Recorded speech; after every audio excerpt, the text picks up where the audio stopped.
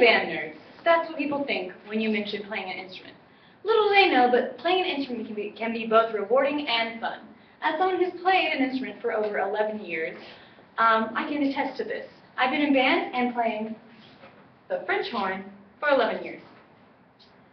Now, I'm here to inform you how to play the French horn, as well as persuade you that playing an instrument can be rewarding and fun. Now, when you first start playing an instrument, specifically the French horn, you must first set up your embouchure with the smallest piece, the mouthpiece. Now, to form your embouchure, you must first say and then p. P. This gives a small opening called the aperture where the air comes out, as well as keeps the corners of your mouth firm. Next thing you do is place your mouthpiece. For French horn, you want to put 2/3 of your mouthpiece on your top lip and 1/3 on the bottom, like this. And then you just blow air to produce the buzz. Again, p, place the mouthpiece. That's the smallest part, the buzz. Now, for the rest of playing the French horn, we have a checklist. The first question, stand or sit. Beginner players will most often sit while they play their horns because it's too heavy for them to hold.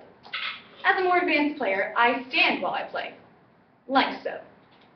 The next question will be bell placement. This regards people who sit and play, as to whether the bell rests on their leg or is lifted up.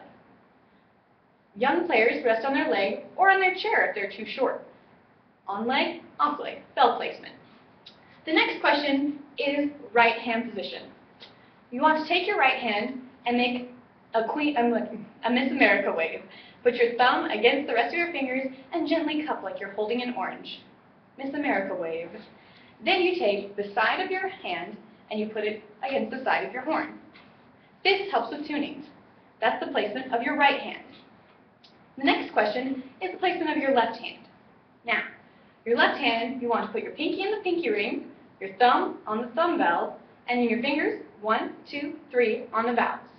Very easy. You want to make sure that your hand stays relaxed and is not in a claw shape, but rather a gentle C formation. Left hand position, gentle C. The next question that we have is mouthpiece placement. We already discussed this. Unlike other brass instruments, where half of the mouthpiece is on the top lip and half is on the bottom, the French horn puts 2/3 on the top and 1/3 on the bottom. Mouthpiece placement. Embouchure formation we also talked about. That's the p, keeping your corners firm and blowing your air through the small hole made by your lips called the aperture. So now, we've gotten all set up, and we just need to know that we bring the horn to you and not yourself to the horn. You don't want to look all crazy. You want to bring the horn so it rests against your face. You're in charge, not the horn. Now, the next thing is wet lip or dry lip.